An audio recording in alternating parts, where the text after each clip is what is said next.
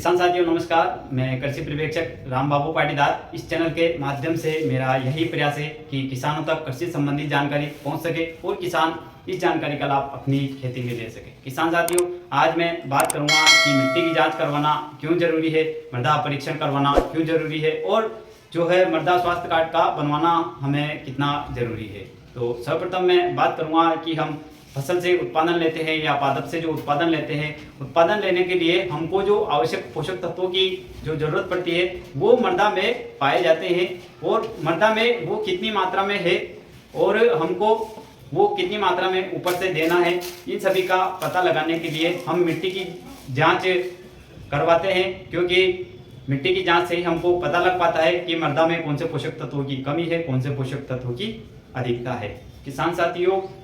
जब तक हम मिट्टी की जांच नहीं कराते तब तक हमको यह निर्धारण नहीं कर पाते हम कि हमको जो है वो मिट्टी में कौन से खाद हमको डालना है और कौन से खाद हमको नहीं डालना है या हमको कौन सी फसल लगानी है, इन सभी का पता हम नहीं लगा पाते। तो मृदा जांच में कौन सी चीज़ों की जांच होती है, मैं आपको बता दूं कि सर्वप्रथम मृदा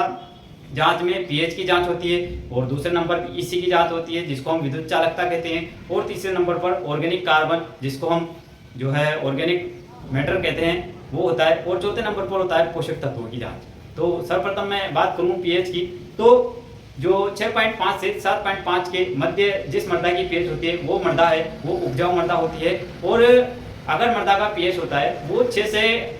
कम होता है या 6 से भीतर चला जाता है तो ऐसी मृदा जो है वो अम्लीयता की श्रेणी में गिनी जाती है और ऐसी मृदा का सुधार करने के लिए हम उसमें चूना डाल सकते हैं। और अगर मृदा का पीएच 8 से ऊपर चला जाता है तो वह मृदा लवणीय और क्षारीय मृदाओं की श्रेणी में मानी जाती है। ऐसी मृदाओं का सुधार करने के लिए हमको उसमें जिप्सम डालना पड़ेगा, जब भी हमारी मृदा सुधार हो पाएगी। अगर अम्लीयता क्षारीयता ज़्यादा बढ़ जाती है तो ऐसी स्थिति में हम जो है हमारी मिट्टी जो है पैदावार देना कम कर देती है। तो किसान साथियों, मिट्टी का जांच करवाने के लिए मिट्टी का जांच जो होता है वो करवाते हैं तो उससे पीएच का निर्धारण कर पाते हैं हम। और उसमें दूसरे नंबर पर ईसी जिसको हम विद्युत चालकता कहते हैं, अगर हमारी जो मृदा है लवणीयता क्षारीयता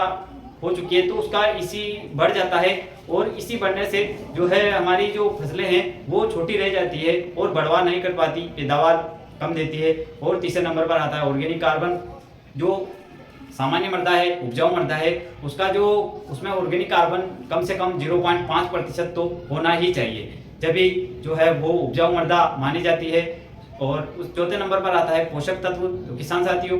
फसल के लिए आवश्यक पोषक तत्व होते हैं वो 17 तरह के होते हैं। हमारी मृदा में ये पोषक तत्व कितनी मात्रा में है और कितनी मात्रा में हमको ऊपर से देना है, इन सभी का निर्धारण भी हम मिट्टी की जांच करके कर सकते हैं। क्योंकि जो पोषक तत्वों की कमी या अधिकता से जो हमारी फसलों में विभिन्न तरह की बीमारियां हमको देखने की मिलती है, जैसे धान का खेरा रोग जो जिंक की कमी से होता है और जो सब्जियों और फलों में जो फलों का जो फटना होता है जिसको जो होता है वो बोरॉन की कमी से होता है। ऐसे बीमारियां होती है, फिजियोलॉजिकल डिसऑर्डर होते हैं जो पोषक तत्वों की कमी से या कोई बीमारी पोषक तत्वों की अधिकता से होती है और हम उसमें रसायनों का प्रयोग करते हैं लेकिन फिर भी ठीक नहीं हो पाती। तो इस बीमारियों की पहचान करने के लिए या सभी का मैं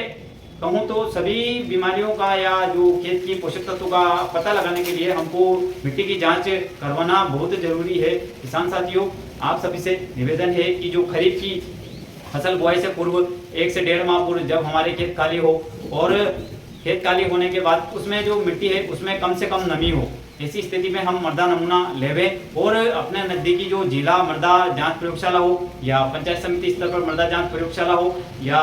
कृषि विज्ञान केंद्र में मृदा जांच प्रयोगशाला हो, वहाँ मृदा नमूना ले जाकर के आप मिट्टी की जांच करवा सकते हैं। और वहाँ से मृदा स्वास्थ्य कार्ड की एक प्रति दी जाएगी जिसको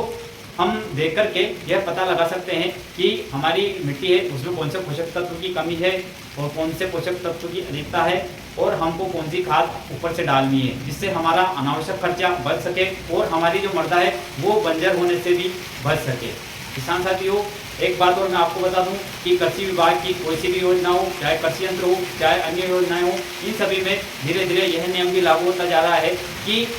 हमको इन योजनाओं का लाभ लेने के लिए, ऐसी योजनाओं का लाभ लेने के लिए मृदा स्वास्थ्य कार्ड भी बनवाना जरूरी है। जब तक हम मृदा स्वास्थ्य कार्ड नहीं बनवा लेते तब तक हम किन्हीं भी योजनाओं का लाभ नहीं ले पाएंगे। किसान साथियों, आपसे निवेदन है कि मिट्टी की जांच समय पर करवा लेवे, साल में या 2 साल में एक बार, मिट्टी की जांच अवश्य करवा लें, जिससे हमारी मृदा की पहचान हो सके कि हमारी मृदा स्वस्थ है या हमारी मृदा धीरे धीरे बंजर तो नहीं होती जा रही। ये सभी का हमको पता लग सके। धन्यवाद।